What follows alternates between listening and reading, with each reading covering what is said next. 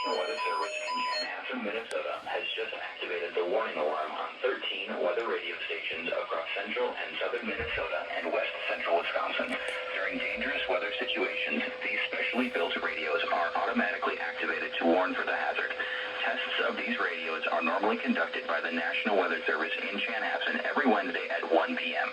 If severe weather threatens the area near the normal test time, the test will be postponed until the next good weather day.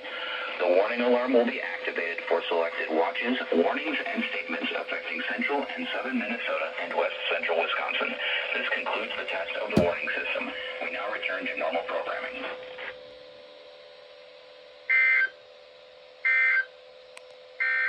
Now the forecast for the Twin Cities metropolitan area. In Norwood, Young America, serving